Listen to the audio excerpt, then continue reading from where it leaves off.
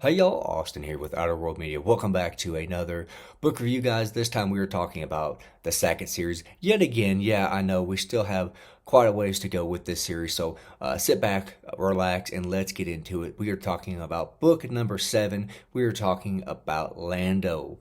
So I did read this one on my Kindle. Kind of a little bit of a backstory on this. As you guys know, if you've watched this series for a little while, or these reviews, if you will, we've been trying to read 2 books a month. By the end of December, or sorry, November, we were all kind of a little, I don't want to say worn out, but we needed a little bit of a break. So we said, you know what? We all agreed, let's take December off. We'll start back on January. And I'm not going to lie, guys, I think that definitely helped.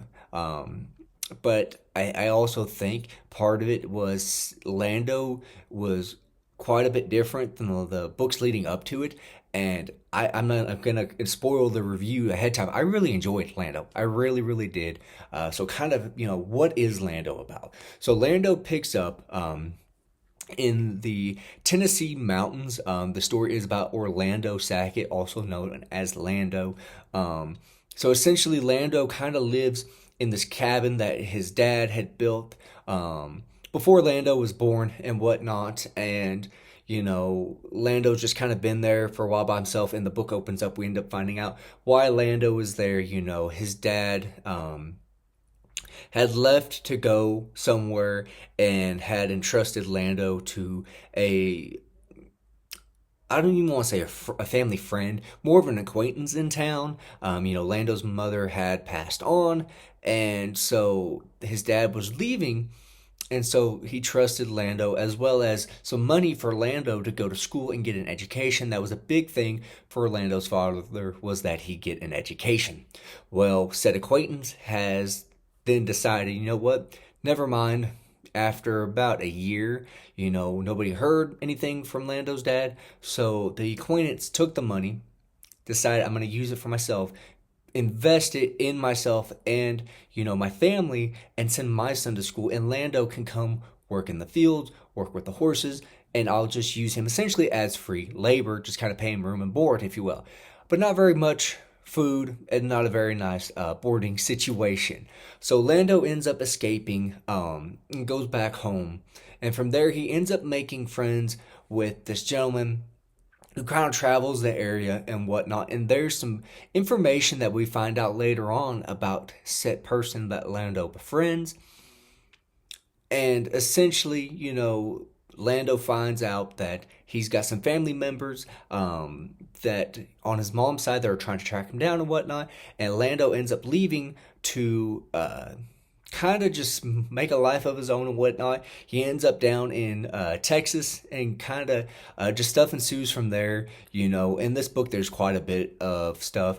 It's kind of like Sackett's Land, how there's so much thrown in there. That's the case with this book. There's treasure, there's Texas Rangers, McNelly, the Texas Rangers in here. There's boxing, there's assassination attempts, there's betrayal, there's twists, there's turns. This book has everything in it. I mean, this was really, really good. I felt like this was a book that Louis L'Amour took and said, okay, you know what, I did this in the first book. Let's kind of throw some of that in here, but let's add this other element and this other element, mix it all together, and let's see what we get. And we get a hell of a book, guys. I'm not going to lie. I really, really enjoyed this book. I think this was one, even if I had read it as just a one-off, I think you would still enjoy it. Now, one issue that I did kind of have with this book, and I'm not gonna lie, guys, there's a little bit of an element that he has in this book that we also see in a couple other books. Again, the elements of Lando's family members on his mom's side trying to track him down. That's kind of reminiscent, and if that sounds familiar, it's because that element was also in The Lonesome Gods, also by Louis L'Amour. And while I think that one was a little bit more far-fetched, I still think it was a little far further fetched in this one. Again, I think that Lando and all of his books have been, grounded in reality, with a couple exceptions of some spiritual, supernatural esque stuff and a mammoth thrown in one of the books. Again, and I could be mistaken on that mammoth thing, but it kind of threw me out of there, out of the loop a little bit. I think this was probably his most grounded book. It really was, after reading, and I don't mean to bash it, but after reading like Ride the River, I think that was probably my least favorite book so far in this series. I really, really enjoyed it. I feel like Lando was definitely a book that was kind of catered more towards the male persuasion, if you will. Again, it had so many action elements and whatnot, and again, I really really enjoyed the book. Again, there's gonna be stuff in there as always, that are Louis L'Amour tropes and whatnot that you kind of come to expect. But again, there was just something different. I'm not sure if it was taking that month off or what, but I really really enjoyed Lando quite a bit. I highly recommend this one. This is one if you're kind of debating on if you want to start the series or not. And so far, aside from the first two books, I think you could kind of read these out of order and still enjoy them. If you're just thinking about picking up one, I still recommend Sackett's Land or pick up Lando. Again, this was one I really, really enjoyed, and this is one I'm not lying, guys. I will come back and I will just reread by itself without even reading the books before it. Again, this is one that is definitely going to be up there as one of my favorite, I should say, and I'm getting a little tongue tied here, guys.